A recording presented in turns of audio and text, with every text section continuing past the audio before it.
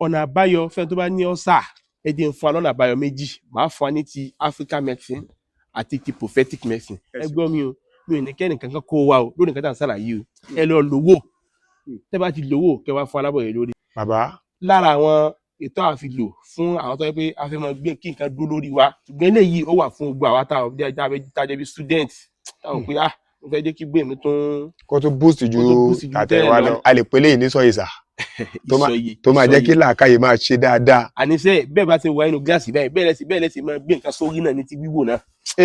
pẹ̀lú ìyọ̀ǹda Ọlọ́run bá kó a lọ wá àgàtà mọ̀ sí èso ìyeyè. èso ìyeyè. àwa jó kó jó ó sọ di powder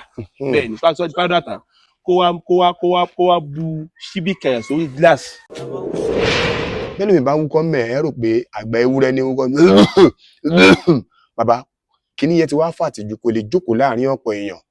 àwògá bí kò ìbá lọ gbé mi àbó bá jókòó táwọn èèyàn tán ti mọ̀ pé a tó wúkọ́ ẹ̀jẹ̀ kó má tó kó kíní yẹn ràn wá ṣe hàn pé ó ní nǹkan kan tẹ́yìn olóyìnbó máa ń pè ní communicable disease kó má lọ fà bàbá ikọ́ asthma ikọ́ àwùgbẹ ikọ́ àwùpọ̀ ẹ̀jẹ̀ bàbá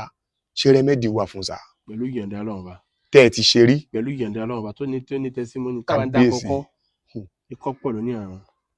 ikọ́ àwùpọ̀ ẹ̀jẹ̀ là ń pè ní tuberculosis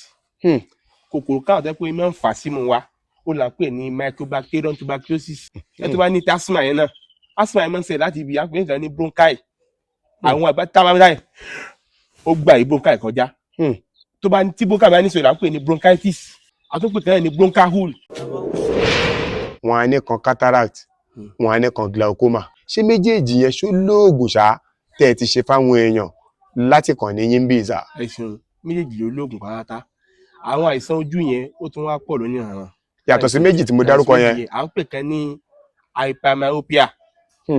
ìkan ní hypermyopia ìkan ní myopia ìtumọ̀ hypermyopia àti myopia ní pé bí kí ẹ mọ nǹkan tó jìnnà kó mọ nǹkan tó súnmọ́ tó bá nǹkan tó jìnnà báyìí sọ àìtọ́ àgbẹ̀ súnmọ́ yóò mọ̀ tó pé àmì èyí dáadáa mọ́ ojú méjì sùn ìyẹn ní hypermyopia myopia gan ni pé yín nǹkan tó súnmọ́ ṣùgbọ́n tá a gbé jìnnà síbẹ̀ kò ní rí mọ́ nǹkan tó jìnnà bẹ́ẹ̀ ni kò ní rí mọ́ ìyẹn ni à ń pè ní myopia àtúnpè kan ní ìfúnpá ojú. ìfúnpá ojú náà tún wà ìfúnpá ojú ń bẹ. kódà gan àtúnpè kan náà ni pé kójú pẹ́rẹ́ súwẹ́sú bí ẹni pé ẹ̀jẹ̀ wà lójú báyìí àmọ́ sẹ̀ ojú jẹ́ pé ojú bí ẹni pé wọ́n mọ̀ pé kí ló ṣe lójú bọ́dà ojú ń ṣe apọ́n bí ẹrẹ náà báyìí ìmọ̀ ń ṣẹlẹ̀ bẹ́ẹ̀ ara àwọn àìsàn ojú ni ṣùgbọ́n ìfúnpá ojú yẹn tiẹ̀ ni pé ojú máa ń gúnyàn ìmọ̀ ń gúnyàn tààràtàrà lèmi yóò fẹ́ lè yọ ojú kó lágbárí tí ó máa gún bí á dẹ̀ máa fọ́ ní orí tó bẹ kí ni tí ìṣòro bá dé ẹ̀yà ara kan báyìí ó ti dé bá gbogbo ara. àwọn ojú àtàwọn yìí awọ tó wà ń bẹ ó fẹ́ tó mẹ́rin sí márùn. inú ojú táwọn tí ò jọ wá lójú yìí. lójú ojú kan àwọn èèyàn ń gba pòfẹ́sọ̀ yìí lórí ojú kan ojú lásán àìsàn ojú pọ̀ gan ọjọ́ mọ́jà ni. àmín. tí ẹ bá ti ní sọ̀rọ̀ yẹn kí lọ́nà àbáyọ ká lọ wá. fáǹfààní àwọn tó wá jẹ́ ń pé wọ́n máa ń complain àwọn òkè ń ró oorun sùn yẹn bàbá ṣé nǹkan kan wà tó lè lò tó yẹ pé àwọn gan sùn wọn á mọ̀ pé mo sùn ara mi lálàáfíà sá. pẹ̀lú ìyọ̀ǹda Ọlọ́run abáyọ̀ ń bẹ fún tààrà inshallah pẹ̀lú ìyọ̀ǹda Ọlọ́run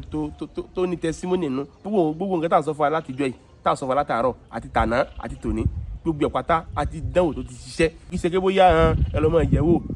àwọn náà kọ́ mú ìsọlẹ̀ kan àjogúnbá irọ́ àyẹ̀wò àdánwò àtúntì àwọn èèyàn àwa gán tún lò fúnra wa. ẹ sọ wípé ọ̀tọ̀ ni pé kéèyàn júwe nǹkan fún yàn ẹni ní ohun tẹ́yìn náà ti lò. bẹ́ẹ̀ni tó ti ṣiṣẹ́ bẹ́ẹ̀ni. èmi gan lò tẹ́ ẹ bá ti sọ. bẹ́ẹ̀ni inshallah pẹ̀lú ìyọ̀nà náà bá tí ò bá rọrùn sùn. gbogbo àwọn àdánwò bẹ̀rẹ̀ dọ̀ náà bá tó lè fà á kéèyàn má fi ní gbé ayé rọrùn máa gbégbé ayé rọrùn ẹlòmíì ní owó Ọlọ́run tó wá fi ìnira kún fún un ní wọn á náwó lórí ìnira kò tó wá yọ à ń bẹ náà bá irú àdánwò bẹ́ẹ̀ lọ́mọ kọ sí wa ìwọ lọ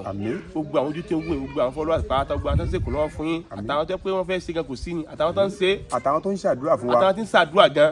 ìkópa náà nílọ́tọ̀ àwọn kópa ní Ọlọ́run dákun àdánwò tí ó gbá wa bí ẹ̀yin òfin ní dà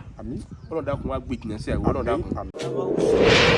kí ẹ tó tẹ̀síwájú ẹ ti fi nǹkan kan kún. Yes sir. ìdí tá a fi yàtọ̀ sáwọn àfẹ́ gbájú ẹ̀ àwa ń tiwa lórí mímọ̀ la fi ń sọ̀rọ̀ tá a bá ń sọ orí mímọ̀ ní kí sórí àmọ̀ kan ó ní pé àìsí ìwòsẹ́ iṣẹ́ kí wá ṣe rí àti màṣẹ́ tí ń ṣe irọ́ yóò lọ ṣàyẹ̀wò wá àyẹ̀wò yẹn níwájú ìwé àwa sọ́nà pé irú ìṣòro tẹ́ni ń dákọjú rẹ̀ ìyẹn túmọ̀ sí pé tá a ti ń kẹ́fì kankan lára wa kọ́ ló di pé a rí pé nǹkan báyìí ní í ṣe nínú ara lọ ṣàyẹ̀wò náà tó bá ti wá ṣàyẹ̀wò tán nínú àwọn oògùn tá a ti wá sọ lórí nǹkan tí bá ń sí ọ ó wá ṣe ìtọ́jú nǹkan kì í ṣe pé èyí kan mọ kẹ́fìn kankan lára wà pé mo observe pé orí ń fọ́ mi ni mo observe pé mo ní kidney problem irọ́ lọ ṣàyẹ̀wò. kì í ṣe pé a máa dọ́wọ́ fúnra wa. torí oògùn àlòjù ìmọ̀ ìlògùn káàkiri a máa ṣàkóbá fàgọ́ ara ni. kábíyèsí Olódùmarè. a máa pa gbogbo àwọn sọ́jà ara tó lè kújọ́ kó máa dojú ìjà kọ àwọn kòkòrò ara ìmọ̀ ń pa wọn ni ó lè pè ní autoimmune disease ìyẹn ni pé kí àwọn sọ́jà tó máa dojú kọ ara. fún àǹfààní àwọn tó jẹ́ pé a máa jí dìde jìgà lẹ́ẹ̀kan náà lórí ibùsùn wa tá a jẹ́ kọ́ jí ìyẹn ò dáa o tá a jẹ́ kọ́ jí báyìí lórí bẹ́ẹ̀dì kọ́kọ́ sí ẹ̀yìn yẹn kó lórí bẹ́ẹ̀dì jókòó wà lórí ìjókòó náà like bí 15 minutes kọ́ ẹ̀sẹ̀ wá dìde sórí ẹsẹ̀ rẹ tó wá dìde bákan náà búyà ó lè gbogbo ara lè sọ sẹ́lẹ̀ kí ló fà ní pé gbogbo ara náà ti sùn gbogbo àwọn ẹ̀yà ara ti sùn bó ti sùn náà àwọn náà sùn bẹ́ẹ̀ tó wá lọ jí bẹ́ẹ̀ lẹ́ẹ̀kan náà ìyẹn lè ní stroke látara bẹ́ẹ̀. ẹ lè ní stroke. bẹ́ẹ̀ ní látara bẹ́ẹ̀.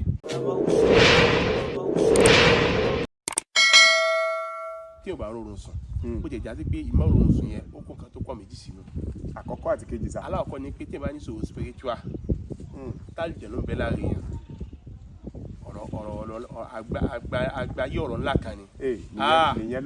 lọ́tọ̀ táwa ní ká tẹnu bọ̀ táàjẹ̀ ló bá ń bẹ láàrin yẹn táàjẹ̀ ní ìbá tó sùn láàrin yẹn ni yóò tó sùn. tó bá tó sùn ni a tó sùn. bẹ́ẹ̀ ni tí o bá ti sùn ìyóò ní sùn. ṣùgbọ́n tó bá jẹ́ tàwọn tí ò kì í ṣe tálálùjọ ló ń kọ́ kí ló máa ń fa tàwọn yẹn. ẹ ṣeun àwọn yẹn nǹkan tí máa ń fà ó pín sóní ìran ọ̀nà bí látara wípé àwọn òmùsì kan ti ń ṣèkùn lọ́wọ́ fún ohun tá à ń sùn tí wọ́n ti ní ṣòro ara tí wọ́n ti ní ṣòro lè fà á. gẹ́gẹ́ bó ti jẹ́ pé àwọn òmùsì náà ń bẹ fún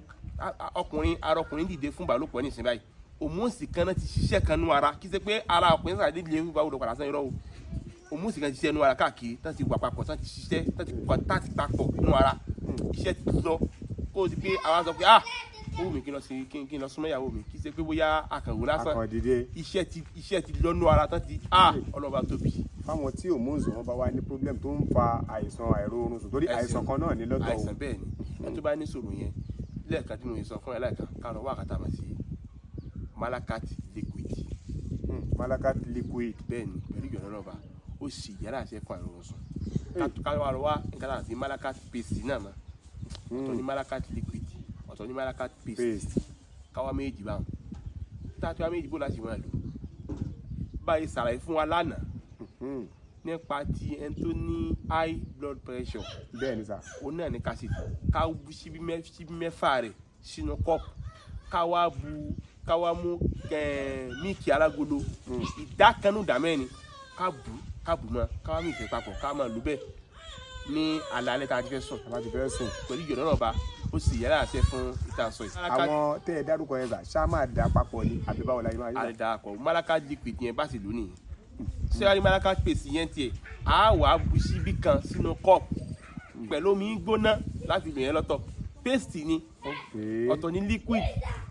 paste tiẹ̀ òun ò gidi gbá tiẹ̀ ni yóò kàn ṣe sí náà níbẹ̀ omi gbóná yẹn ló máa yọ omi gbóná ni yóò yọ á wà gbé mu ṣùgbọ́n tí kejì yẹn ń kọ́. tí kejì yẹn tiẹ̀ á fi méjì lò yẹn ni ìṣọ̀lẹ̀ kan síbí mẹ́fà Malacat liquid yẹn àti míìkì yẹn ìdá kanú ìdá mẹ́rin míìkì alágolo ìdá kanú ìdá mẹ́rin tàbá á rí míìkì alágolo a lè tún picnic ṣàṣẹtì ẹyọ kan mọ́. kéèyàn tú sí i. ká tú sí i tàbá tẹ̀lé. èèyàn máa lo méjèèjì yẹn bẹ́ẹ̀ ní alẹ́. lálẹ́ tá a ti fẹ́ sọ bọ́ tí pèsè yẹn ti yẹn máa jẹ́ àárọ̀ àtàlẹ́ 1 hour before food láàárọ̀ 1 hour before food lálẹ́ yẹn máa jẹ́ ti. ti pèsè yẹn 1 hour before food láàárọ̀ 1 hour before food lálẹ́ but ti liquid yẹn ti alalẹ́ nìkan. alalẹ́ nìkan ni for how long lẹni ẹ máa wà dàbí tó bá ti fẹ́ sùn tó gbé mo fẹ́ sùn báyìí ni a ṣe bẹ̀rẹ̀ sí lò ní àbí. ara tó bá ti lò ó kódà gan tó bá ti yá gan kó ìpàdé pé jùlẹ̀ bọ́ ó dáa tí tó bá ti ń lò tán kọ́kọ́ àpẹẹrẹ àwọn kátà sọ iná ìmọ̀ ètè jẹun alẹ́ anabi sọ pé anabi ní ìdá kódìmọ̀lẹ̀ àṣàhù anabi tó ń jẹba délẹ̀ o anabi ní fáwẹ́dáhù bì í ẹ̀yà jẹ́ o kọ́bílẹ̀ à ń tó sọ lè sọ̀rọ̀ àtọ̀lẹ̀ máa ń gébù síwájú kẹ́tọ́ kí òun sọ̀rọ̀ àtọ̀lẹ̀ máa ń gébù ẹ̀ ọkọ̀ jẹ́ tó jẹba délẹ̀ kódà kan máa pè ń lọ́wọ́ àlèfíṣà yẹn tó jẹ́ délẹ̀ o. fáǹfààní ẹ̀yìn tí ẹ gbọ́ ohun tí wọ́n sọ yẹn ìrun aago méje síwájú ká tó kírun aago méje. bẹ́ẹ̀ni oúnjẹ ó ti dàjẹ́sì ó tún kíṣà iná o wọn náà yóò ti dàjẹ́sì lára ó fi wẹ̀tàn báyìí lọ́sùn sóètì ni òun wá dẹ́wà pẹ́ káwá lóògùn yẹn ẹ lọ yẹ̀wò pẹ̀lú ìyọ̀dọ́ náà. àbáwá ìwòsàn ẹ̀dẹ́kun a ní wá yín tì lágbára Ọlọ́run ẹ ṣé o. tẹ́ ẹ gbà wá lálejò, ẹ ṣé o, tẹ́ ẹ dá wa lẹ́kọ̀ọ́, ẹ ṣé o, tẹ́ ẹ yàn dáhùn, tẹ́ ẹ fi ń jẹun fún gbogbo ọmọ Nàìjíríà. Adéyínká Àyìndé, ọmọ ìyá ilépo lọ́jà Gbàǹgbà ló kọ tèmi ń jẹ́. Akérèfínú ṣọgbọ́n tí rèlú àwọn ọlọ́gbọ́n lọ ṣọdẹ ọpọlọ. Òní ni ọjọ́ kejì tá a ti wà nílùú Òṣogbo lọ́dọ̀ àfáà tá a gbọ́ ń pa wọn lábẹ́òkúta tí Ọlọ́run ní kí àìsàn diabetes àti high blood pressure tọ́lọ́run gbọ́wọ́ wọn ṣèyanu fáwọn tá a gbọ́ròyìn wọn lẹ́nu ẹ̀ nílùú Abẹ́òkúta tá a fi tẹkọ̀ létí. Ṣe rí bàtà parí ètò tàná èmi náà tún lọ sí comment section a tún lọ kọ oríṣiríṣi àwọn nǹkan tó ń ṣàwọn èèyàn tí wọ́n kọ sí comment section. Àwa kì í fojú rí náà comment section pé kí náà ń sọ ńbẹ̀ yẹn kí náà ń wí. Àwọn olólùfẹ́ wa ni wọ́n, ẹlẹ́ran ara bíi tiwa ni wọ́n, ṣùgbọ́n tí wọ́n bá kọ nǹkan kan tọ́lọ́run jẹ́ ara àǹfààní rẹ́yìn tẹ́ ẹ nírú nǹkan bẹ́ẹ̀ yẹn lọ́wọ́ kò sí ìlú tá a lè wárú nǹkan bẹ́ẹ̀ lọ sà. Ẹ ṣe wọn àná lẹ́ẹ̀kan sí o. Orúkọ mi ni Dr. Yusuf ìwòsàn ìdẹ̀kùn sonatic ó náà ló kọ mi. Ẹ jẹ́ ń gbé láti bí ìsà high blood pressure ẹ fún wa ní oògùn ẹ̀ lánàá ẹ ṣàlàyé fún wa lánàá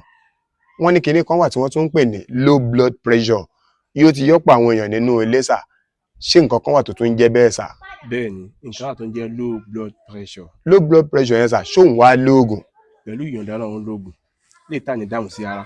Lélẹ̀ tá à ní dààmú sí rárá sà. Bẹ́ẹ̀ni. Ẹ bá wa yọ̀ǹda ẹ sà. Ẹ ṣeun sà. Oògùn low blood pressure onípe aláàkọ́ ni pé ká lọ wá oyin gidi oyin tó dájú pé oyin gidi lélẹ̀ ká lọ wá nǹkan tá a mọ̀ sí black seed powder sí black seed powder ó ṣàǹfààní pọ̀ ká wá ká tún wá lọ wá nǹkan tá a mọ̀ sí garlic powder náà àti ginger powder ó ṣiṣẹ́ pọ̀ gan fún tara ká dà mẹ́ta papọ̀ ká wá bu oyin yẹn ṣíbí méjì ká bù sínú cup ká wá bu powder tá a ti mix papọ̀ yẹn ká bu síbí mẹ́ta ká dà mọ́ ká wá fomi gbóná díẹ̀ mix ẹ̀ mọ́ ká wá gbé mu. Ẹ má bínú sà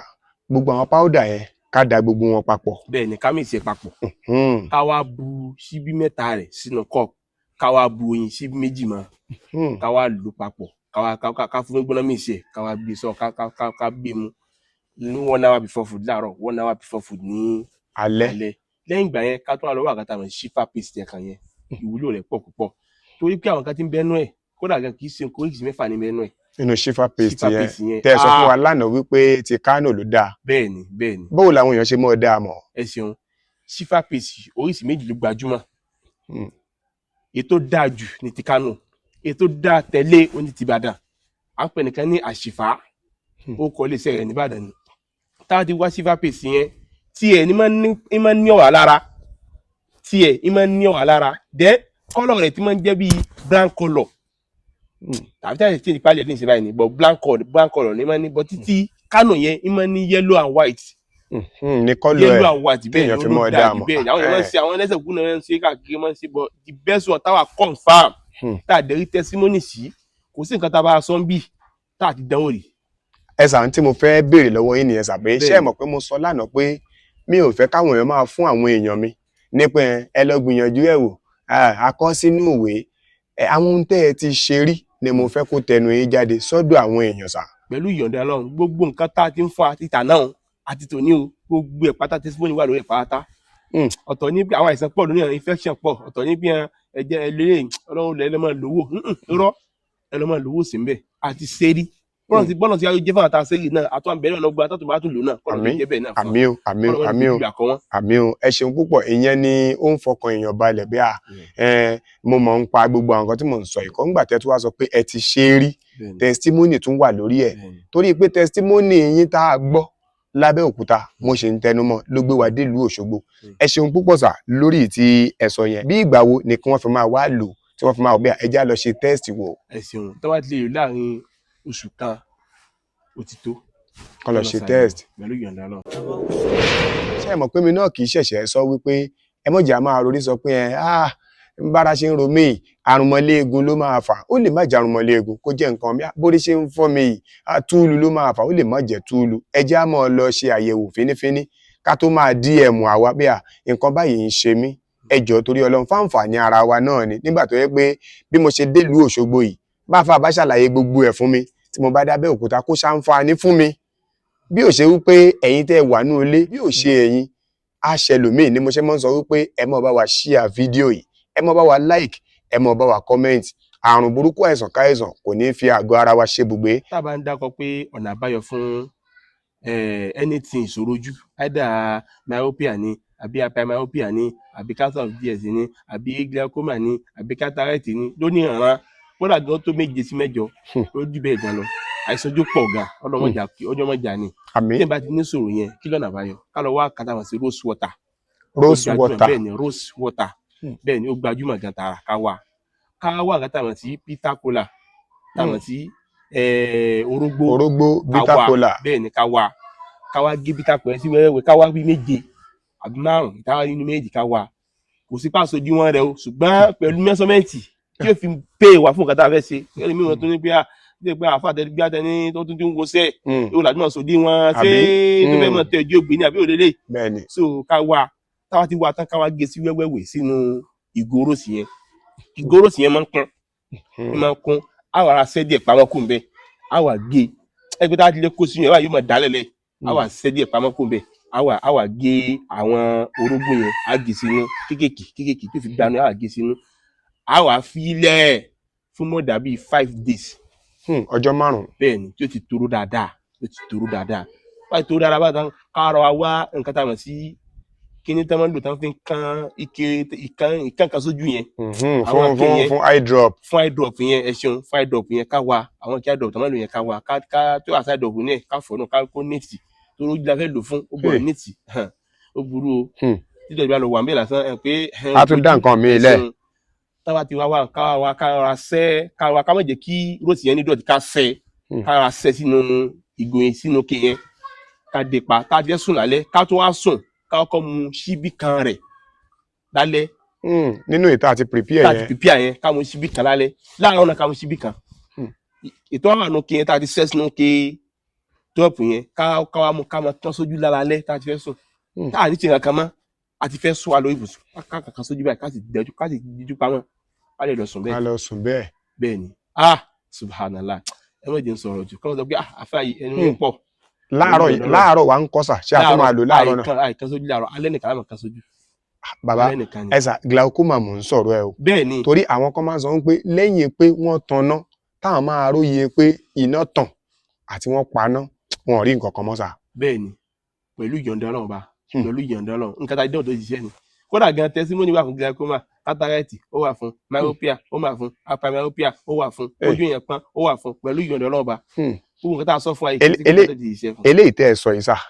ṣóun náà lẹni tó ní cataract lójú máa lò. pẹ̀lú ìyọ̀ gbogbo ọ̀rọ̀ ojú bẹ́ẹ̀ kò jẹ́ kí wá sóni kàlà wà lò ètò tó wá kù tá a tún wá lò ní pé a tún wá wà kàtà wọn sí basal capsule. ẹ má bínú sà ọ̀tọ̀ tún ní ìtẹ́ tó fẹ́ sọ yẹn náà. ara ẹ̀ náà ni ara ẹ̀ ni. basal capsule ara prophetic medicine apps náà ni káwá basal capsule yẹn ká tún wá wà kàtà wọn sí ọ̀gá tá à ń pè ní cinnamon ó gbajúmọ̀ gan tí ma tẹ̀bẹ̀ sí gọ́ọ̀gù nísìnyí yóò gbé picture àfún yẹn nísìnyí báyìí bóyá enígi ni àbí powder ni àbí òkò jẹ́ ó gbé wá fún yẹn nísìnyí báyìí ká wá cinnamon ká dẹ̀ wá oyin gidi ká bu síbí 2 cinnamon yẹn sínú cup ká bu sí 2 oyin náà ká bu mọ́ ká wá black seed powder náà ká dà pọ̀ pẹ̀lú cinnamon yẹn ká bu síbí kan mọ́ gẹ́tì báwọn ká bu mọ́ ká fún gbọ́dọ̀ mí ìṣẹ̀ díẹ̀ táyì mí ìṣẹ̀ díẹ̀ bá ń ká gbé mu ká tó wá gbé mu capsule yẹn ká wá lo ká mú 2 ń bẹ ká mú mọ́ ká dà sẹ́nu ká ṣe fi omi tó tá ti pí àyẹn ká fi gbé sí ọ̀nà fún ká fi ṣomi ẹ̀. subhanallah ìjẹ́ èèyàn wá lè lò papọ̀ pẹ̀lú kinní olórógbó tẹ̀ sọ yẹn àbí ọ̀tọ̀ọ̀tọ̀ ní lílo wọn. ọjọ́ kan àsìkò kan ní ó lò tí a ti lo tó olórógbó tán bí a ti lo síbí kan láàárọ̀ ìwé délé àti lò tán náà lẹ́tùn lo àwọn ìta sọ yẹn ẹ wá ẹsẹ̀ lọ wá àgàtà fẹ́ sọ yìí a lọ wá àgàtà wọn sí carrot oil ó wà dáadáa carrot oil ó wà kádẹ́wà black seed oil sí àti clove oil mẹ́tẹ̀ẹ̀ta yẹn ká wà papọ̀ ká dà papọ̀ tájú àdàpọ̀ kò wá tán ká máa mú ní ṣíbí 2 láàárọ̀ ṣíbí 2 lálẹ́ ṣùgbọ́n kan wá wà bí oil anything oil ká mú mi gbóná sí i ní pé anything oil àwọn èèyàn lágbóye kìíní yẹn gbogbo ẹ̀ láti kọ́nu pharmacology nípa àwọn bóòlù àti pèpè ọ̀gùn nípa ológun ṣe fara nípa ológun ṣe fóògùn wọ́n ti ṣàlàyé ó ní pé tí wọ́n bá fi lé anything oil tí wọ́n fi lè pọ̀ jù a máa padà onípadà máa ń fa kí ara máa gbóná torí oil tí wọ́n lè pọ̀ jù náà yóò dí àwọn àyè tẹ́jẹ̀ máa ń gbà kọjá tẹ́lẹ̀ bá di pàjọ́ kọ́yẹ́ bẹ́ẹ̀ onípadà máa ń kọ́lì fún stroke tó wáyá gbogbo àìtẹ́ yìí pé apá mi ẹsẹ̀ mi tí ń ṣe purupurupuru tí ò sí rárá mọ́ ẹ̀jẹ̀ ò sí ń bẹ̀ mọ́ ni. Kò jẹ́ kí ẹ̀jẹ̀ flow. sẹ́mi ìtọ́jú stroke ẹ wo táwa débẹ̀. ẹ ṣeun púpọ̀ sá tó bá wá jẹ́ pé tàkọ́kọ́ olórógbó yẹn lẹ́lòmíì láǹfààní àti lò ṣé yẹn náà ṣiṣẹ́ yẹn àbí gbogbo ẹ̀ ló yẹ kó papọ̀. pẹ̀lú ìyọ̀nà ọjọ́ pé nìkan lórí hero yóò kàn ra bí i oṣù méjì oṣù mẹ́ta ló kàn á fi lò yóò kàn pé yóò ti wá bí irú nǹkan báwọn kì í ṣe ẹ̀ẹ̀kan ní òsì yóò tó bí ẹ̀mẹ̀ iṣẹ́ mẹ́ta bá lè ṣe bá tán pẹ̀lú ìyọ̀nà ọba yóò lọ inshallah kódà gan onìkan lásán gan mashallah. ẹ ṣeun púpọ̀ àfáà wa ìwòsàn ìdẹ̀kùn níkànnì Adéyínká Àyìndé live lẹ́ẹ̀kan sí kí n tún sọ kẹ́ ẹ tún gbọ́ àti àfáà oní prophetic medicine o àti àwọn àfáà pé nǹkan báyìí o tẹ́ ẹ bá ti máa já ewé báyìí ṣé àpá àfáà yìí náà ń sọ ewé fún wa wọn ò sọ pé Ọlọ́run sọ pé ká má lo ewé àtegbò wọ́n ń sọ ewé tó máa ṣe àgọ́ ara wa láǹfààní àwa ò dispute ẹnìkan o ṣùgbọ́n tó bá ti máa pààyàn lára ní rí kàn ní Adéyínká Àyìndé live níbẹ̀ látòdìdí Abẹ́òkúta láti wá síbí bíi pé ẹrí ohun tó wà nínú mi ni tọ́pọ̀lọpọ̀ àwọn èèyàn tí wọ́n ń bi wá àwọn olólùfẹ́ wa ní Nàìjíríà àwọn olólùfẹ́ wa lókè òkun bàbá ǹjẹ́ stroke lóògùn tẹ́lẹ̀ stroke ò ṣe èèyàn rí tẹ́lẹ̀ stroke wá bẹ̀rẹ̀ sí ṣonítọ̀hún ó wá pẹ́ lẹ́nu ẹ̀ bàbá ṣó lóògùn sà. pẹ̀lú ìyọ̀ǹda Ọlọ́run stroke lóògùn pẹ̀lú àlàyé torí pé àwọn ẹ̀ńgbájẹ́ ti pọ̀ káàkiri ẹlẹ́mìí ni stroke yìí ọ̀nà àbáyọ wà ń bẹ́ẹ̀ dájú máa di sẹ́kẹ̀tẹ̀ ń ṣe ẹ̀rí lóògùn sí ọ̀pọ̀lọpọ̀ irọ́ ni o nǹkan méjì ní í ṣe wọ́n nínú kó jásí pé wọ́n kẹ́kọ̀ọ́ pa rẹ̀ tàbí kó jásí pé wọ́n fi máa pamọ́ wọ́n fẹ́ káwọn èèyàn wá máa pè àwọn pé kábíyèsí Olódùmarè ẹ dákọ̀ kẹ́lẹ̀ kan tí ń gbé yí dáadáa ẹ pè wá ẹ mọ̀ bàbá wa ẹ dá lóògùn ẹ kò dẹ̀ dáa Ọlọ́run ní wàánu náà ń zi lómìnira ní Qur'an Ọlọ́run ní àti sínú Al-Qur'an ìwòsàn wa rahmatun lil mu'minin fún gbé pátá ìyẹn ni pé Ọlọ́run sọ pé fún gbogbo àwọn mùsùlùmí nìkan ni ìwòsàn wà fún gbogbo èèyàn rahmat Ọlọ́run bá fi ṣe. Ọlọ́run kẹ̀ ò tiẹ̀ tó wá sọ pé ẹ lọ bá àfáà kan kó bá yín pè mí kí n tó dá yín lóhùn bàbá nǹkan yá máa lọ síwájú torí pé èmi kọ́ lẹ̀ ń ṣe láǹfààní o gbogbo ẹni tó bá ti ń gbọ́ kíní tó bá ń lò tó bá ń wúlò fún pátá lẹ̀ ń ṣe láǹfààní Ọlọ́run ní gbàgbé èyí náà sáà pẹ̀lú àlàyé tẹ́ ẹ ní stroke lóògùn yẹn ǹjẹ́ ẹ lè ṣàlàyé ẹ̀ fún wa sà. ẹ ṣeun stroke táwa kọ́ fẹ́ ṣètọ́jú stroke wọ́n kọ́ bùkátà àti ká ti coping therapy fún kí là ń pè ní coping therapy àgbáyé ìmọ̀ kan ni lọ́tọ̀ ìmọ̀ ńlá ibùdó mọ̀ ní lọ́tọ̀ ní sí coping therapy tá a mọ̀ sí hijama àgbáyé ìmọ̀ kan ní lọ́tọ̀. orúkọ tẹ́ ẹ dá yẹn ló jẹ́ ìrántí ṣé èṣe ìtàn máa ń fa ẹ̀jẹ̀ lára yẹn báyìí tọ́ máa ń fi bí kọ́ọ̀pù báyìí sí yàn lára èmi náà ti rí ẹ̀rú bà mí jẹ́ ọmọ orí o. bẹ́ẹ̀ni ọdún náà ní ká tó ṣe fún yàn á kọ́ yẹ̀jẹ̀ wò ẹ lọ sí hospital ẹ yẹ̀jẹ̀ wò ìwọ ayé fi àìmọ̀ kan ṣètọ́jú fún yàn ìyẹn ọkọ lọ sí hospital yóò yẹ̀jẹ̀ wò tẹ́jẹ̀ yẹn bá pọ̀ dáadáa tó yẹ kó pọ̀ tó wà òkè dáadáa látọ̀ àìsè fún àìsè fún tí ọ̀jẹ̀ kó lára rẹ̀ bí ẹni pé o tún ká ìsàn bá nu o tún fẹ̀jẹ̀ díẹ̀ kó lára rẹ̀ wàhálà ni a gbọ́dọ̀ kọ́kọ́ lọ sí hijama fún lọ́dọ̀ àwọn tó mọ̀ ọ́n sí dáadáa kì í ṣe gbogbo àwọn ẹ̀ ní í ṣe àwọn kan tó mọ̀ ọ́n sí ọ̀dọ̀ làwọn náà lè mọ̀ ọ́n sí nílé láwọn táìmù táwọn tá a ti kọ́ ń parẹ̀ dé stéèjì kan kì í ṣe pé àkànmọ́ mú ìgò àwọn ẹ̀dẹ́ mára wa àwọn àyíkọ́ àti pé àgbọ̀dọ̀ fìgò sí tá a fìgò sí ó lè affect ara wa tó já sí pé kí ni àwọn san yẹn ó connect mára wọn ni ó gbọ́n fọ́ọ̀nì tí ń tọ́sọ fún yẹn pé kí ẹ̀ ṣe ìdámọ̀ ní ẹsẹ̀ yóò ṣe lórí fífọ́ lásán. ká dẹ̀ lọ. ẹ dẹ̀ mọ̀ pé ó gbọ́dọ̀ kan ẹsẹ̀. túmọ̀ sí pé iṣan yẹn connect mọ́ra wọn. Ọlọ́run connect mọ́ra wọn ni tó túmọ̀ sí pé ìdámọ̀ aláàkọ́ fún ẹni tó bá ní stroke. ẹlẹ́ẹ̀kejì wọn wá lámà sí acupuncture ọ̀tọ̀ ní acupuncture ọ̀tọ̀ ní acupuncture nípa àwọn jìnnì kan wà tẹ́ pé tí ẹni tó ń jẹ́ àwọn àdúró yìí báyìí yóò máa ṣèkẹ́ níbi yóò máa ṣèkẹ́ báyìí àwọn káàdọ̀ pé ọmọ fi ṣe ara gbogbo ara ìpátá gbogbo àwọn àgọ́ ara ọmọ fi kíní machine yẹn rọ̀ ara rẹ̀ ìyẹn ní pé gbogbo àwọn ẹ̀jẹ̀ tó ti dì tí ò ráyè tí àwọn àyè tí ò ṣe gbé yẹn ẹ̀jẹ̀ ló wà ń bẹ àwọn tá ní stroke yẹn ò ní fẹ́ jẹ́ báwọn ṣe torí pé kíni ọmọ mọ̀ pé níbi ìnira tí ń kó báwọn díẹ̀ yẹn ibẹ̀ ni ìwòsàn wà torí pé stroke kò ṣe bojú bọ̀rọ̀ sí tẹ́ bá filẹ̀ báwọn yóò mọ̀ ràn ẹsẹ̀ kejì ó para lọ tó yà sọ́ra yóò tún ran apá náà so a wá ṣe acupuncture lẹ́yìn ìgbà yẹn náà kí ọlọ́kùtà sí a wà lọ wá òògùn tó fẹ́ sọ yìí ẹjìn fún alẹ́ tí ó súnmọ́ dáadáa téèyàn lè tètè rí ṣe ká lè tèrí ká lọ wá pàǹdọ̀rọ̀ bẹ́ẹ̀ ni ká wá pàǹdọ̀rọ̀ ká tún wá lọ wá nǹkan tá a mọ̀ sí turmeric ká tún wá lọ wá nǹkan tá a mọ̀ sí ginger ginger bẹ́ẹ̀ ni àti márúgbó sányán. Márúgbó sányán. bẹ́ẹ̀ ni ewé kan ní ń jẹ́ bẹ́ẹ̀ márúgbó sányán ká wá da ọkọ̀ báwọn ká wá gún táwa ti wá gún tán ká lọ wá omi dùn ká lọ wá omi dùn ọ̀pọ̀lọpọ̀ aláwọ̀ omi dùn ọmọ Yorùbá ni wá. bẹ́ẹ̀ ni. a tún wá lọ wá. Àṣàkẹ́ Àmẹ́ ọmọ Jubril èyí mà tó yàtọ̀ First Lady Botanical Store l'Amẹ́ríkà egbòogi tó ń lárùn wọlé pẹ̀lú àìsàn gbogbo. First Lady Botanical Store Àṣàkẹ́ Àmẹ́ ọmọ Jubril ló pé ẹni tó bá dákẹ́ tara rẹ̀ àbá dákẹ́ káyé ó má mú ni kí wọ́n má lo ni mọ́gbà káwa náà lálùyọ kógun má borí wa la fi gbọ́dọ̀ gbé ìgbésẹ̀ iléeṣẹ́ kan ṣo tó ṣe fọwọ́ ẹ̀ sọ̀yà l'Amẹ́ríkà nípa kábániṣètò ìbílẹ̀ àbítú àdúrà tí yóò mú ni bọ́ lọ́wọ́ ogun ayé Àṣàkẹ́ Àmẹ́ ọmọ Jubril làwọn èèyàn lọ First Lady Botanical Store làwọn èèyàn yà sí ní New Jersey l'Amẹ́ríkà àwọn ẹjẹ́ bíi dóògùn ìbílẹ̀ àwọn baba wa fọ́nírúurú ohun tá a bá fẹ́ gbogbo ewé àtegbò tẹ́ bá nílò pátá First Lady Botanical Store lẹ́ ó ti rí oyin gidi ọṣẹ gidi àtàwọn ohun èlò míì àwọn ètò ti wà nílẹ̀ láti kojú àwọn ìsàn bíi àìlèṣedéédé ọlọ́mọkùnrin ẹ̀jẹ̀ ríru tá a mọ̀ sí hypertension ìtọ̀ ṣúgà tá a mọ̀ sí diabetics àìróorun sùn ìjúnú obìnrin tá a mọ̀ sí fibroid lọ́wọ́ ewé àtegbò lọ́dọ̀ Àṣàkẹ́ Àmẹ́ ọmọ Jubril gbogbo àdáwátì ẹ̀yin nílò àwọn ohun èlò àdúrà bíi tùràrí yanduala bintu sudan àti bẹ́ẹ̀ bẹ́ẹ̀ lọ àwọn nǹkan ìyọnu gidi tí mo ní tẹ̀síwájú First Lady Botanical Store Àṣàkẹ́ Àmẹ́ ọmọ Jubril ni ẹ máa lọ ní New Jersey USA ẹ máa pè tàbí WhatsApp +18622706019 Àṣàkẹ́ Àmẹ́ Botanical Store for all spiritual needs. a tún wá lọ wá omi irú. omi dùn àtúnwá omi irú. bẹ́ẹ̀ ni méjèèjì the same quality náà gbọ́dọ̀ jẹ́ the same size náà gbọ́dọ̀ jẹ́. bó bá jẹ́ ìgò kan lèèyàn rí fómi dùn ìgò kan náà ló gbọ́dọ̀ rí fómi irú. ẹ ṣeun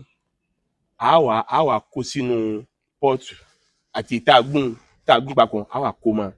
subhanallah a wà lọ wá kíní tá a máa ń bó lẹ́yìn àgbọn yẹn. ní àgbọn tẹ̀ ń sọ yẹn kíní gbìngbìngbìn tá a máa ń fà ya ìdánù yẹn ká tó kan àgbọn nínú. bẹ́ẹ̀ni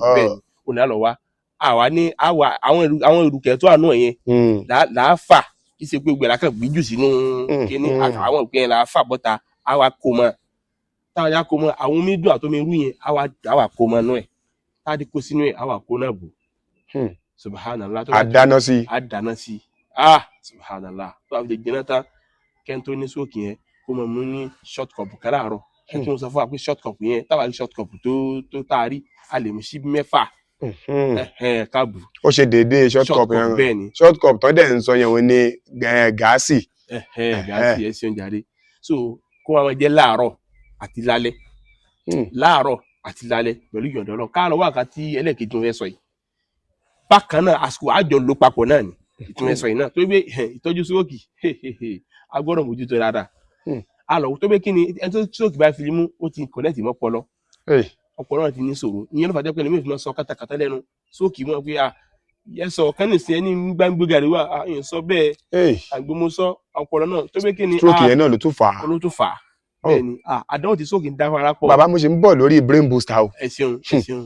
torí bẹ́ẹ̀ ṣe ń sọ̀rọ̀ yẹn èmi náà tún rí àwọn táwọn èèyàn ti sọ kò tún rántí ẹ̀ báyìí. ẹ ṣeun tába ti wá rí báwọn kí wàá láti ní pé a lọ wá nahana tí mo sọ lánàá a lọ wá a kò dà sínú pọ́ọ̀tù náà a wà lọ wá nǹkan tá a mọ̀ sí ginger powder àti clove powder a dà mọ́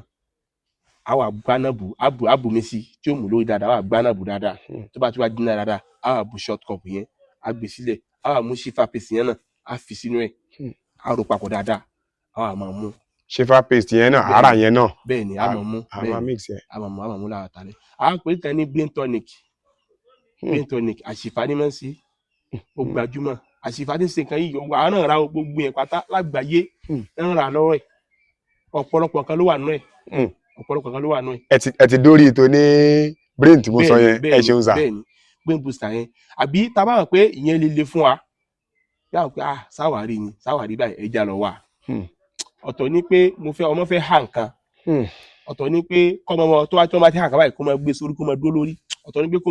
mọ̀wé kà ọ̀tọ̀ ni pé kó mọ̀wé sùkú ọ̀tọ̀ ni pé kó lè máa gbé sórí kó máa dàbí ẹni pé rí báyìí kí ló kù táwa sí ni pé àwa wá síbí méjì síbẹ̀ brain tonic yẹn a bù sínú cup a fún gbọ́dọ̀ jẹ́ mí sí ilé a wá black seed oil meat oil yẹn subhanallah meat oil àbí bẹ́ẹ̀ ni meat oil àti clove oil náà mẹ́ta yẹn ká dà papọ̀. ẹ sà ṣe clove oil ni àbí clove oil sà. Clove oil bẹ́ẹ̀ ni Okay, okay. clove oil bẹ́ẹ̀ ni clove oil ká dà papọ̀ sójú kan tájú á dà papọ̀ sínú òkè kan a máa mú sí méjì a máa mú tájú mú sí méjì yẹn ètò pípí alẹ́ yẹn tó jẹ́ ti green tonic yẹn tá a fún gbọ́dọ̀ mi sẹ́rẹ̀ a fi gbé sọ̀hún so yóò gbóná díẹ̀ so yóò lè yọ àwọn ọ́ìlì yẹn káàkiri inú ara wa. ẹ bá wa tún kíní yẹn ṣàlàyé sà torí ṣeun. ọ̀nà méjì lẹ là síbẹ̀ yẹn sà. ẹ ṣeun mo ní nǹkan tá a sì ní pé a wà brain tonic a bù sí méjì sínú cup lẹ́yìn brain tonic yẹn a wà lọ wá nǹkan tá a mọ̀ sí meat oil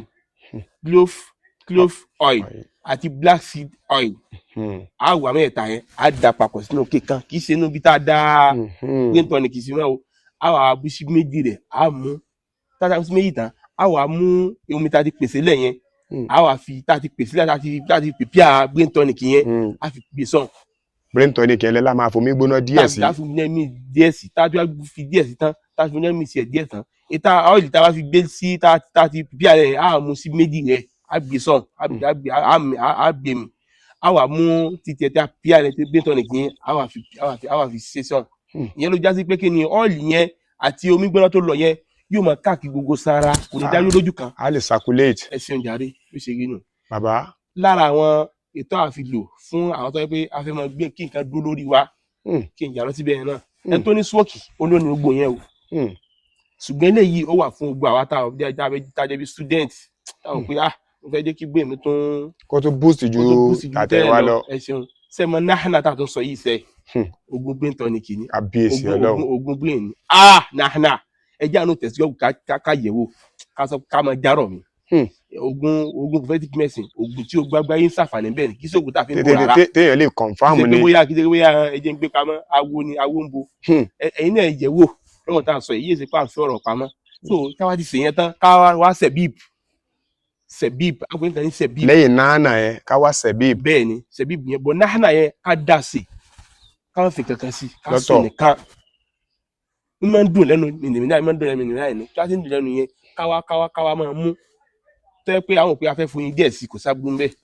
káwá fún yín sí náà kò sábúrú ńbẹ̀ bọ́ tó bá nítọ̀ ṣúgà má dà wò. ẹni tó bá nítọ̀ ṣúgà. má fún yín sí mọ́ ìyẹn nìkan ti tó má fún yín sí mọ́ tó yẹ pé kí ẹni tó bá nítọ̀ ṣúgà tí a tún lọ fún lóyún àbí tí ń jẹ bí àwọn èso natural sugar yóò tún máa búùsì oyin yẹn yóò tún máa búùsì tọ̀ ṣúgà yẹn sínú ara yẹn so bó ti jẹ́ náà nìyẹn so ká wá yẹn ká lọ wá àkàtà wọn tún fẹ́ sọ yìí náà sẹ̀bíìbù yẹn tiẹ̀ yóò máa jẹ méje lójoojúmọ́. èèyàn máa jẹ méje lójoojúmọ́ bẹ́ẹ̀ ni bọ̀ kálágbàlagbà ni ó lè máa jẹ bí 21 àgbàlagbà 21 ọmọdé méje. a máa jẹ lójúmọ́. bẹ́ẹ̀ ni ṣé tó bá ti wá jẹ yẹn ló máa wá lo nánà yẹn pẹ̀lú ẹ̀. bẹ́ẹ̀ ni kò dígbà tó lè jẹ́ ó dàgbà tó lè jẹ́ náà kò tó jẹ́ kò sígbà tó tí ó ṣàǹfààní fára rẹ̀ lẹ́yìn ìgbà yẹn kó lọ wá àkàtà wọn sí èso ìyeyè. èso ìyeyè. bẹ́ẹ̀ ni èso ìyeyè náà ṣàǹfààní pọ̀ ká lọ wá èso ìyeyè yẹn láti wá tán kí wọ́n lọ kí ara fi ṣe ni pé àwọn àjò àwọn èèyàn ní nìkan ń sọ yìí jó káwọn bá yìí sọ di powder ló bá tán. ká sọ di powder. jíjó kí ni jíjó yẹn wá ní í ṣe ẹni tí nǹkan bá ń ṣe àbẹni tó bá ní ìdí nǹkan ṣé ò ní jó bàbá ó lè jó ó lè sọ di powder. bẹ́ẹ̀ni kó jó kó sọ di powder bẹ́ẹ̀ni kó sọ di powder tán kó wá bu ṣíbí kẹyàn sórí gíláàsì gíláàsì tá à ń sọ yìí gíláàsì tá a fi ń wò náà gíláàsì táwọn òbí máa fi ń wo àbáwọ̀ pé náà gẹ́gẹ́ sí mo wà ókè sí mo fáìn gíláàsì yẹn ni ká wá tẹ gíláàsì yẹn lẹ báyìí ìyẹn wúlò fáwọn students pọ̀ ká wá tẹ gíláàsì yẹn báyìí ká wá bu ṣíbí kan èso yìí yẹn gángan ni o ká bù mọ́ ká bù sórí gíláàsì yẹn. ìta àti jó àbí ìta àti sọ di powder. àjò ni o àsọ di powder ni o kó sà di powder ká wá bù sórí gíláàsì yẹn gíláàsì tá a fi máa ń tọ́jú tè yẹn. tá a máa ń wò báyìí pé ṣé mo gẹ fìlà yìí dáadáa ṣé. ká bù síbẹ̀ ká bu eyín síbí kan mọ̀ ká má fọwọ́ la ká má fẹnu la báyìí. ká má fẹnu la sẹ́yìn bá ṣe wọ ara nínú gíláàsì yẹn kódà gan àwọn onímọ̀ sáyẹ́ǹsì gan wọ́n tún tẹ̀síwájú sí pé kíní òdodo ni ká má fa wọn la lórí gíláàsì yẹn ká má fa wọn la ká má fọwọ́ la ká fa wọn la tán lórí gíláàsì yẹn bẹ́ẹ̀ tán. ká la tán ká má ṣe bẹ́ẹ̀ lẹ́ẹ̀kan lọ́sẹ̀. ẹ̀ẹ̀kan lọ́sẹ̀ ká ṣe bẹ́ẹ̀ nígbà tá a bá tiẹ̀ ti ní ẹbu àbí jíjó àbí ìta sọ di powder èso yìí yẹn lọ́wọ́ ká má bẹ́ẹ̀ ni pẹ̀lú inshallah pẹ̀lú ìyọ̀dọ̀ náà kódà kan testimony wà lórí ẹ̀. bàbá a lè pèlè yìí ní sọ ìsà tó máa jẹ́ kí làákàyè máa ṣe dáadáa. àníṣe bẹ́ẹ̀ bá ti wà nínú gíláàsì báyìí bẹ́ẹ̀ lẹ́sìn máa gbé nǹkan sórí náà ní ti wíwò náà pẹ̀lú ìyọ̀ǹda Ọlọ́run ba ọ̀tọ̀ ní brain booster ọ̀tọ̀ ní pé kí ẹ máa gbé nǹkan sórí kó dẹ̀ máa dúró. Àfa ẹ̀yin náà ti lo kìíní ẹ̀yin náà ti lo torí gbogbo tẹ̀sán látara hyperspomia ẹ̀yin kan látara nàmọ́ kan wó ìgbà ṣé mi lè gbé kìíní sórí èmi náà ó lò bàbá ẹ ṣe gan-an adúpẹ́ sà o bàbá màá béèrè nǹkan méjì lọ́wọ́ yín ẹ bá wa fáwọn nǹkan míì tẹ́yìn náà bá fẹ́ yọ̀ǹda fáwọn èèyàn ẹ bá wa fi kún un sà nǹkan méjì tí màá béèrè bàbá oríṣiríṣi ikọ́ ní ń bẹ wọ́n tún máa ń pè kan ní ikọ́ asthma bàbá bóyá òun náà làwù gbẹ o bóyá nǹkan kan bẹ́ẹ̀ lómi bá ń wúkọ́ mẹ́ àbó náà nípa àwùpọ̀ jẹ́ o àwùpọ̀ ẹ̀jẹ̀ náà bẹ́ẹ̀ lómi bá ń wúkọ́ mẹ́ ẹ rò pé àgbà ewúrẹ́ ní wúkọ́ bàbá kíní yẹn ti wá fàtìjú kò lè jókòó láàrin ọ̀pọ̀ èèyàn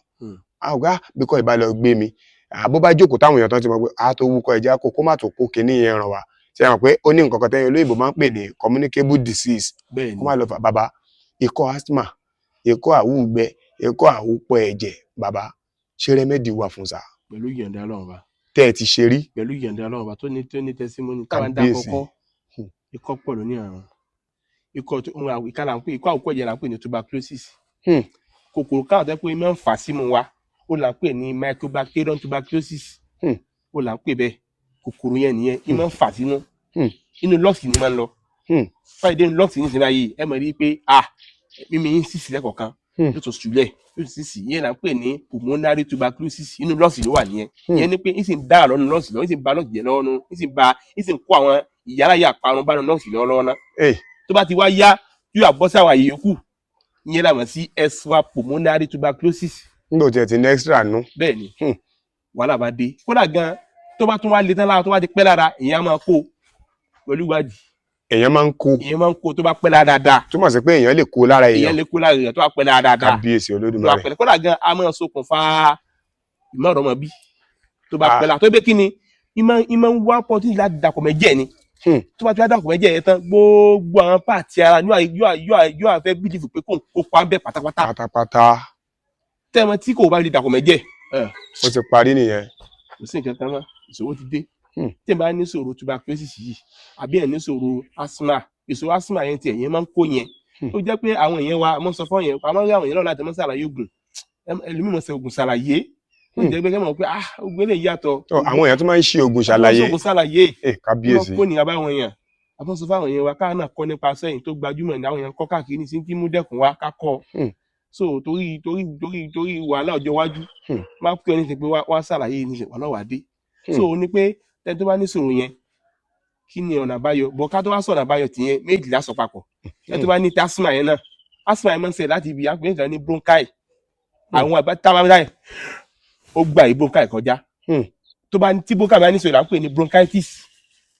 tí sòrò bá dé bá bronchi yẹn ó là ń pè ní bronchitis àwọn àyè òsì kan ní tí ń gbà lọ́nà lọ́ọ̀sì wa àtúnpè kan ní bronchial hole àwọn àyè yẹn ni. ìyẹn tó yàtọ̀ sí bronchi. tó yàtọ̀ sí bronchi bronchial hole ìkan náà tó wà bẹ́ẹ̀ tí bronchial bá tún ní ṣòro ó náà tún ní nǹkan tó tún jẹ́ ṣùgbọ́n kókó tà ní pé tí ẹ máa ní ṣòro báyẹn papọ̀ tí wọ́n lọ́nà àbáyọ ètò ìsúnmọ́ tá a wà ká lọ wá àkàtà wọn sí black pepper. black pepper. bẹ́ẹ̀ ni black pepper. lẹ́yìn black pepper yẹn ká wá àkàtà wọn sí orógbó bitter kola. ìtẹ́ ń sọ ìṣí fún onírànràn ikọ́ ni àbí fún asthma sà. fún onírànràn kọ́ ká lọ wá tá a ti wá wá yẹn tán ká tó wá lọ wá clove káwá clove powder káwá dà papọ̀ ká sọ di powder gbogbo ẹ̀ pátá kó jẹ́ powder ká mix ẹ̀ papọ̀ ká mix ẹ̀ papọ̀ ẹni a máa bu ṣíbí méjì wá máa bu oyin ṣíbí kan ṣùgbọ́n àwọn tó bá lóyin máa lò pẹ̀lú gì àbí kó máa lò pẹ̀lú mi gbóná máa lò pẹ̀lú àbí kó máa lò pẹ̀lú gì kánú méjì àbí kó máa lò pẹ̀lú tíì kò sábà nínú bẹ́ẹ̀ kí ṣe kó dà sínú tíì o ó ti ọkọ̀ dájẹ ó wá ẹsẹ̀ fìyẹn gbé sí àfẹsẹ̀ sọ̀rọ̀ tán pátápátá so lẹ́yìn ìgbà yẹn àwọn ọ̀rọ̀ wà kan táwọn sí ashcore. ẹ má bẹ̀rù sà túmọ̀ sí pé ká tó kúrò lórí ẹ̀ tá a bá ti bu ṣíbí méjì ti bí yẹn bẹ́ẹ̀ni ṣé ká fòyìn mix yẹn ni. bẹ́ẹ̀ni àfòyìn mix yẹn. tá a bá ti lò ó ká ṣe wà wá nǹkan. ẹni tó wà nítọ̀ ṣúgà kó máa lo ẹni tó wà nítọ̀ ṣúgà kó máa lo oyin o. fún ti kọ́tẹ̀ ń sọ yìí ni mo ṣàlẹ̀. bẹ́ẹ̀ni bọ̀ tó wà pé ìtọ̀ ṣúgà wà kó máa lo oyin bọ̀ tó wà nítọ̀ ṣúgà kó lo oyin yẹn. tó bá nítọ̀ ṣúgà kí ni kó fi lò sà. ẹ ṣeun tó bá nítọ̀ ṣúgà ó lè fogi bàbà lò. ogi bàbà òun ló dáa jù fún kó fi lò fún ti kọ́ tẹ̀ ń fún ṣàlàyé ti ìsà kọ́gbọ́n sàlàyé yẹn òun ló dáa fún jù ní tí n tí mo wá fẹ́ ká clarify ń bẹ̀ okay ó sir lè yé àwọn èèyàn torí àwọn èèyàn máa ń béèrè gan bẹ́ẹ̀ni tèmi ò bá dẹ̀ nímọ̀ ń pa ẹ̀ bẹ́ẹ̀ni a máa jẹ́ kọ́kàn sí yín bẹ́ẹ̀ni sir nígbà tó ti mix kinní kan black pepper bẹ́ẹ̀ni àti èwo lẹ́pẹ̀ kejì yẹn sà bẹ́ẹ̀ni black pepper àti clove àti clove yẹn bẹ́ẹ̀ni tó ti mix ẹ papọ̀ tó ti di Bẹ́ẹ̀ni. powder yẹn bẹ́ẹ̀ni èèyàn lè máa bùnbi tó mix ẹ sí spoon méjì bẹ́ẹ̀ni kó bù sínú nǹkan kan bẹ́ẹ̀ni ẹni ká máa bu oyin síbí kan sí bẹ́ẹ̀ni ká bù papọ̀ ká fún gbọ́n díẹ̀ sí ká máa gbé mu ká máa láàárọ̀. gbé e mu àtàlẹ́ nígbà tẹ́ wá sọ pé tá a bá ti lo bẹ́ẹ̀ tán pé ká tó wà mú nǹkan gbóná sí àbí kò ní ìdìmọ̀ nígbà tó bá ti fi nǹkan gbóná sí. gbóná sí náà kò ní ìdìmọ̀ ara nǹkan tó sọ ni pé tẹ́pà bá rí ògì a wò pé bí a fẹ́ lò tẹ́ pé ó wá lè rọrùn bẹ́ẹ̀ mí kékeré rọrùn fẹ́ lómi láti fi powder àtọ́mí gbóná kó lò papọ̀ pẹ̀lú rọrùn fẹ́ lómi bẹ́ẹ̀ bí aláta ó lè ní máa ń gbòdì nù ọ̀hún tó pé ìwòsàn ni nǹkan tí oògùn tí yẹn ṣàlàyé fọmọ nìyẹn láti lè bá fi lè bá a ṣiṣẹ́ tó náà sì nífẹ̀ẹ́ sí ó là ń pè ní nǹkan ìwòsàn kì í ṣe ìjẹni nípa kì í ṣe ìjẹni nípa ìdíwá ní ìjẹni nípa dání yóò mọ̀ mú ní ara nífa náà tó gbé kí ni ọkà tara wọn bá wọn ṣiṣẹ́ papọ̀ ni ẹ ṣeun sà wọn lọ kó sí ara fa so olóòtú bàbá ọ̀nà àbáyọ kejì fún ní ìrànràn kọ́ ìyẹn ní pé ká lọ wá ashkọ ó gbajúmọ̀ lọ́dọ̀ àwọn tó ń ta prophetic medicine ká lọ wá ashkọ tába ti wá ká mọ̀ mú ní ṣíbí méjì láàárọ̀ ṣíbí méjì lálẹ́ ok wọ́n ti mix òun látọ̀hún bẹ́ẹ̀ ni inú ògò ló wà ashkọ ṣíbí méjì láàárọ̀ ṣíbí méjì lálẹ́ ká lọ wá àkàtà mọ̀ sí clove oil náà àti ginger oil náà àti nǹkan táwọn sí black seed oil náà àti garlic oil mẹ́ta yẹn ká wá papọ̀ ká dà papọ̀ sójú kan ká máa mú ní ṣíbí méjì láàárọ̀ pẹ̀lú omi gbóná anything oil mo ń tẹnu náà a gbọ́dọ̀ máa fún gbóná sí kó máa fi dàbàmọ́ lẹ́yìn àbámọ̀ wà o ká tún gbọ́ lẹ́ẹ̀kan sí gbogbo ọ̀lì táwa ti ń lò bẹ́ẹ̀ à ń jẹ́ ẹ̀kọ́ lóòrò gan ni ká má mú tútù lé nígbà yẹn ká kọ́ mi tó lọ́wọ́rọ́ díẹ̀ ká mú lé lórí. tá a bá jẹ nǹkan olóòrò náà tó ti ní ọ́ìlì nínú ká má tó wá lọ mọ omi tútù sí kó má wá lọ ṣe pẹ̀tì. bẹ́ẹ̀ ni onípàdé wọn kọ́ ìsìn sókè ń gbẹ̀yìn o torí pé kí ni tó nǹkan olóòrò bá tá a wájọ kọ́ ní ṣòro gbogbo àwọn àyè tẹ́jẹ̀ gbàdá kọ́ ní ṣòro ìfowópamọ́ ga ó jẹ́ pé nǹkan nípa ga náà ó pọ̀ ara ẹ̀ ní kí ẹ̀ tóbi tí ẹ bá tóbi ìfowópamọ́ ga tí ìfowópamọ́ ga ìyẹn fàájọ pé ìwọ tó bá tóbi wá bó ṣe jò ẹni tó bá tóbi gbẹ̀ngbẹ̀ ó wá bó ṣe máa jò. bẹ́ẹ̀ ni irú ẹni bẹ́ẹ̀ lásán ìtọ̀ ṣúgà jìnnà sí. ìfúnpá ìtọ̀ ṣúgà kì í jìnnà sáwọn tó bá tóbi gbẹ̀ngbẹ̀. ọ̀pọ̀ àwọn olólùfẹ́ wa máa ń sọ nǹkan kan comment section ṣàgbọ́ àti lóògùn Mr. Yinka àti lógbá àti la kò sí ohun tá a lò tán ṣé àmọ́ pé ní tó sì níṣòro kò sí ohun tí wọ́n gbé fún nítọ̀hún tí ò ní jẹ kò sí ohun tí wọ́n gbé fún nítọ̀hún tí ò ní lò òun lẹ tó wá ń sọ pé ká gbà yìí lò gba tọ̀hún lò ètò máa ń ṣàkóbá fún àgọ́ ara ni. bàbá ọ̀sà pẹ̀lú oògùn tẹ́lòmíì ti lò nílé ayé ẹ̀ tó bá bẹ̀rẹ̀ sí ka oògùn ọ̀sà fún yín kò fẹ́ nígbàgbọ́ pé nǹkan míì wà tó tún jẹ́ oògùn ọ̀sà mọ́sà. pẹ̀lú ìyọ̀ǹda ọlọ́ọ̀bá oògùn ọ̀sà tó dájú gbogbo àwọn kan tá à sọ fún alátàrọ ìtẹsíwọ́n wà lórí kọ̀ọ̀kan àsọ lásán pé ẹ kàn lọ lówó ẹ gbọ́ mi o mi ò ní kẹ́ni kankan kó wa o lórí nǹkan tá à ń ṣàlàyé o ẹ lọ lówó tẹ́ bá ti lówó kẹ́ wá fún alábọ̀yẹ lórí tọ́sà bó jẹ́ páwọn máa ń kó rọ́gà kí fáwọn míì tí wọ́n ń gbà ogun yóò lọ ọ̀nà àbáyọ fẹ́ tó bá ní ọ̀sà subhanallah ìyẹn ní pé ìṣòro tí máa ń dé báyàn nínú láti tẹ̀sìn osmol intestine tí ń bẹnu ara wa tó àwọn àyè yẹn àti stomach àwọn àyè yẹn gangan ibẹ̀ ni ọ̀sà tí máa ń jẹ jáde ìyẹn ni stomach ulcer tí máa ń jẹ jáde ńbẹ̀ bó ní ṣe máa ń ṣẹlẹ̀ ní pé tó wá jẹ́ pé ibi ti pààyàn rí àwọn à ń pè nǹkan ní kẹ́míkà kan wà ní ara wa ọlọ́run bá dá ó wúwo gan subhanallah ọlọ́run bá tóbi Allahu akbar Allahu akbar tó bá ti wà lára báwọn tó bá ti pé bí ń pààyàn láwọn táìmù kan tó pé tí ò bá ti lè rí nǹkan tí ó ṣe ní táìmù yẹn yóò wá máa jẹ àwọn ẹran tó jẹ́ gàgà fún pẹ̀lú nǹkan míì yóò wá máa jẹ wọ́n ìyẹn ni máa ń fà á bẹ́ẹ̀ ni ìyẹn ni máa ń fà á tí ẹlẹ́mìí fún látàrí ẹlẹ́mìí fi máa ń ní mouth odor bẹ́ẹ̀ ni tó pé kí ni àtinú òfun ni ó ti máa ń wá láti inú ọ̀tọ̀ ní pé ẹnu rún lásán ọ̀tọ̀ ní pé kó tún mọ̀ wá tí ì bá ní mouth odor tẹ́ pé àtinú òfun ni ní ti ń wá kọ́mọ́ ti ẹ̀yìn ti bùtì tí wàá lọ ń fọ eyín. ibi tẹ́ ẹ mẹ́nu dé yẹn mo lé èèyàn tí ó máa wo fọ́nrán yìí báyìí tó ń sọ pé Mr. Adéyínká kò sí ohun tóun ò ti dò sẹ́nu tán tóun bá ti sọ̀rọ̀ báyìí gbogbo ẹ̀ máa bù tì í ni. torí pé ọwọ́ àrùn pé bóyá ayé ní í ṣe òun. yìí ṣayé so ọ̀tọ̀ ni pé ẹnu wọn gánrùn bóyá ta ipá àfọnú déédéé àbí nǹkan kan ọ̀tọ̀ nìyẹn ọ̀tọ̀ ní kẹ́nu márùn ọ̀tọ̀ ní pé kó wọn láti inú òfun ibẹ̀ ni ó ní máa ń fà kí wá lọ́nà àbáyọ fún ẹ jẹ́ ń fún wa lọ́nà àbáyọ méjì màá fún wa ní ti African medicine àti ti prophetic medicine ẹ ṣeun púpọ̀ pẹ̀lú sà. ìyọ̀ǹda Ọlọ́run ọba Ẹ ṣeun ká lọ sà. wá àkàtà wọn sí epo ọ̀gẹ̀dẹ̀ àgbagbà. Epo ọ̀gẹ̀dẹ̀ àgbagbà. bẹ́ẹ̀ ni epo ọ̀gẹ̀dẹ̀ ká lọ wá kí là á sì àṣà tí ó gbẹ tó bá ti gbẹ tán ká sọ di powder. Tó bá ti gbẹ tán ká sọ di powder. èyí tó ti pọ́n ni àbí tí ò tí ì pọ́n sà.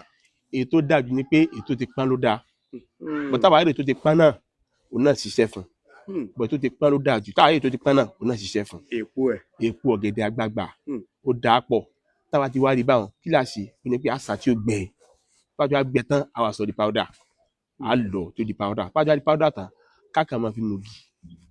Kákan máa fi mògì. kọ́ máa fi mògì lásán ló bá tán. gbóná àbí tútù ògì sà. gbóná ni àbá ògì bàbà báwọn ojú ògì bàbà ká fi mògì ló bá tán. táwa sí rògì a lè fi lo oyin náà fẹ́ẹ́ tí wàá ní tọ́ ṣúgà ẹ kí wọ́n tẹnu mọ́ tọ́ ṣúgà yẹn fẹ́ẹ́ tí wàá ní tọ́ ṣúgà ká fi lo oyin ká bu sí méjì sínú cup oyin náà síbí kan ká bù mọ́ ká fòun gbóná díẹ̀ míì sẹ́ náà ká gbé mu ìyẹn fún ti African medicine ìyẹn lè lò fún yẹn fún gbà yẹn fún bí oṣù méjì sóṣù kan láàárá ìtààmù yẹn ó dúpẹ́ nípa ti pẹ́ sí lára sí torí pé kí n tó wá yá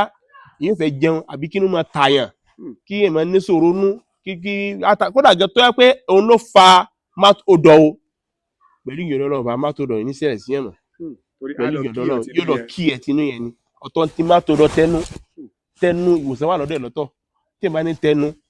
ọ̀tọ̀ ní tẹnu bí akínkú sọ. ẹ bá wa mú tẹnu yẹn kó mẹ́sà. fún gbogbo ẹni tó bá ní mouth odor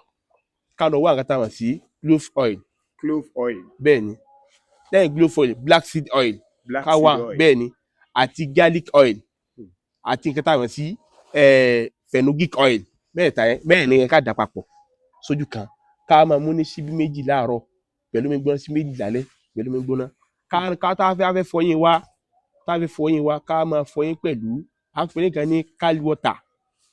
ọ̀tọ̀ ní kali tó fà ọ̀tọ̀ ní kali water kali water yẹn la máa lò ká máa gbé mi torí oníbà ṣe ń lò kódà gan orí ìgbé kan ni odidi tọ́pìkì kan ni pé bóun náà ti máa lo kali water tó fi ní gbòdì inú èèyàn àwọn onílẹ̀ lo kali water wọn tó bá ní ọ̀sà àwọn ìgbé kó lò tó bá lò yóò ti gá ọ̀sà yẹn ẹni tó bá lò so ó gbẹ̀kọ́ ká ti wá ká fi sórí búrọ̀ṣì wa ká fi fọyín wa dáadáa yóò tún mẹ́nu mọ́ lẹ́yìn ara lo ọ́ìlì yẹn tán pẹ̀lú ìyọ̀nà ọba ó ṣiṣẹ́ fún mouth odor pẹ̀lú ìyọ̀nà ọba ó ṣiṣẹ́ fún mouth odor inshallah. So ọ̀nà àbáyọ kejì fún ti ọ̀sà ká lọ wá àgàtà mọ̀ sí à ń pè kan ní ọ̀sà powder ó là ń pè ní mushfa ó wà káàkiri ibi tí a bá ti ń ta prophetic medicine ká lọ wá àgàtà mọ̀ sí nǹkan tá à ń pè ní zaitun seed ìmọ̀ wà ní ògùn báyìí aburú kan wà ń bẹ ẹ má jà lómi inú rẹ̀ omi inú ẹ̀yẹ́ fi preserve ẹ̀ ni wọ́n fi preserve ẹ̀ ní ẹ má jà lò pé omi ọ̀fun ẹ̀ ń gbẹmí gan wọ́n á gbé kọ́nu má lò wọ́n fi preserve má lò èso inú ẹ̀dá tó máa fẹ́ jẹ ká máa jẹ méjì láàárọ̀ méjì lálẹ́ méjì lálẹ́ bẹ́ẹ̀ ni bó lajà máa lo ọ̀sà powder yẹn lè tá à ń pè ní mushfa yẹn ká bu sí méjì sínú cup ká wá bu oyin síbí kan mọ́ ká máa mú bẹ́ẹ̀ láàárọ̀ ká fún gbóná díẹ̀ sí ká fi mí sí ká mú bẹ́ẹ̀ láàárọ̀ àtàlẹ́ pẹ̀lú díẹ̀ ká fi mí sí bẹ́ẹ̀ ni ká máa mú bẹ́ẹ̀ ní àárọ̀ àtàlẹ́ pẹ̀lú ìyọ̀nà ọba ó ṣiṣẹ́ fún ọ̀sà inshallah pẹ̀lú ìyọ̀nà ọlọ́run. bàbá ṣó wá possible nígbà tán bá ti mú tán yẹn kí ẹ̀kan mú síìdì tẹ̀sán yẹn kó kàn jẹ kan. bẹ́ẹ̀ ni tó bá dalẹ́ náà tó bá ti lo ti onígbígbé mu tán. bẹ́ẹ̀ ni kò sábùrú bẹ́ẹ̀ ni. ó ṣiṣẹ́ fún ọ̀sà. bẹ́ẹ̀ ni kọ́kàn má gbomi yẹn mú. kọ́ má gbé omi tán fi pèsèàbò ẹ̀ yẹn. bẹ́ẹ̀ ni à ń tẹnu mọ́ kọ́ má gbé mu bẹ́ẹ̀ ni. ẹni tó bá sì lọ sáà kó jìnnà sí pé à ń lo ọsàn wẹ́wẹ́ àbí nǹkan tó bá ti bí lemon juice kankan à ń jìnnà sí kó má lò ó bẹ́ẹ̀ ni kó dẹ̀ má gbìyànjú àti rí pé kali water yẹn ò ń lò bẹ́ẹ̀ fún àwọn pé ìwọ tí àìsàn náà bá ń ṣe wá lo kali water má lò tí ẹ o ìwọ sà yóò tún gà rẹ ní o yóò tún gà rẹ ní aburú wà ń bẹ ká má lò. ẹ sà kíní kan wà tí wọ́n ń pè ní arúnmọléegun arúnmọléegun yẹn ọ̀pọ̀ ń pè wá wọ́n ń complain bí kára máa ró kàkàkà bí kéegun máa ròyàn irú obi ní ìbáyìí ó lè ròyàn fún bí ọjọ́ méjì tá a tún fi yàn lẹ̀ ibòmíì tún lè máa ròyàn bá gbogbo àgọ́ ara kan ń ro mí ni yálà èèyàn ti ṣiṣẹ́ tó lágbára rí àbí kò tiẹ̀ ṣiṣẹ́ tó lágbára rí sà ṣé rẹmẹdì wà fún ṣé solution wà fún sà. pẹ̀lú ìyọ̀ǹda Ọlọ́run solution wà fún inshallah ó wà lára àwọn testimony kódà gan wà lára àwọn testimony jẹ́ pé 5 ọ̀tọ̀ọ̀tọ̀ ni pẹ̀lú ìyọ̀ǹda Ọlọ́run bàtí ìdíwà fi ń ṣe tẹnu 5 ọ̀tọ̀ọ̀tọ̀ ni testimony tó wà fún 5 ọ̀tọ̀ọ̀tọ̀ ni testimony tó wà fún lórí pẹ̀lú ìyọ̀ǹda Ọlọ́run wa ká kọ́ lọ wá nǹkan tá a mọ̀ sí à ń pè nǹkan ní labalábá capsule. nígbà ẹ̀kọ́ pé labalábá mo fẹ́ ní sáà lọ mú kòkòrò labalábá. Labalábá capsule bẹ́ẹ̀ ni ká mọ̀ lò ní kóró méjì láàárọ̀ kóró méjì lálẹ́ pẹ̀lú ìyọ̀ǹda Ọlọ́run bá lásán. bẹ́ẹ̀ ni lẹ́yìn ìgbà yẹn náà ká tó wá lọ wá nǹkan tá a mọ̀ sí labaik capsule káfù náà mọ̀ ká lọ wá nǹkan tá a mọ̀ sí tó yẹ pé gbogbo nǹkan tó jọ mẹ́sẹ̀ wa náà ń kú ìrì ní ń dà láàmú ní ń ro wá káàkiri yàtọ̀ sí gbọ́ ara náà ká lọ wá nǹkan tá a mọ̀ sí nasil capsule nasil capsule bó sì wà náà nù ṣé gbogbo àwọn capsule tẹ́ ẹ̀ ń dárúkọ yìí la máa wá papọ̀. pẹ̀lú ìyọ̀ǹda Ọlọ́run ní àwa papọ̀ báwọn tájú awakọ̀ kí làwa ṣe ni pé àwa mú kóró méjì níbi kọ̀ọ̀kan wọn àwa kó papọ̀ sọ́wọ́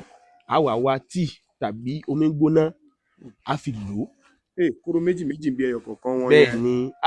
subhanallah káwọn ayé lọ gbìyànjú ẹ̀ wò pẹ̀lú ìyọ̀ǹda Ọlọ́run. iṣẹ́ wo ló ń ṣe mo fẹ́ kọ́ gbọ́ látẹnu yín. iṣẹ́ tí ń ṣe ń ṣiṣẹ́ arthritis rheumatism gbogbo ẹ̀ pátá oníranran ìṣòro bóyá joint ni o àbáwọn ààyè tó jẹ́ bí iṣan tí ń ṣèkùn lọ́wọ́ fáwọn joint ara gbogbo ẹ̀ pátá ní ṣiṣẹ́ fún inshallah pẹ̀lú ìyọ̀ǹda Ọlọ́run gbogbo ẹ̀ tẹ́sí mọ́ níwá lórí ẹ̀. ẹ jẹ́ wá béèrè nǹkan sà yàtọ̀ sí gbogbo àwọn tó kù yẹn labalábá capsule yẹn tó bá jóun nìkan lèèyàn gẹ́ẹ̀tì nǹkan sà. tó wáyé pé labalábá capsule yẹn díẹ̀ tí ń tiẹ̀ ìyẹn máa ń ṣiṣẹ́ fún gbogbo àwọn ibi kan lájọmọ́ bí orúnkún gbogbo àwọn ibi joint ìyẹn lèèyàn gẹ́ẹ̀tì ìwọ̀n ìwà òkè ṣùgbọ́n tó yẹ pé gbogbo ara ní ìròyìn káàkiri. labalábá capsule labai capsule ẹni mẹ́ta ni sà. bẹ́ẹ̀ni mẹ́ta yẹn bá wa kà kí gbogbo yẹn wọlé ẹ̀kan sà. ẹ ṣeun labalábá capsule ẹni labai capsule àti nasil capsule. nasil capsule bẹ́ẹ̀ni tábà fi lórí mẹ́ta yẹn ká gbàgbé ẹ̀ tá a ti wá mẹ́ta yẹn tán ká mú kóró méjì níbi kọ̀ọ̀kan ká wá kójọ ká wá mú omi gbóná ká fi lò. ìgbà wo la lè máa lò sà. 1 hour before food láàárọ̀ 1 hour before food lálẹ́ ẹ get 1 hour before food láàárọ̀ 1 hour before food lálẹ́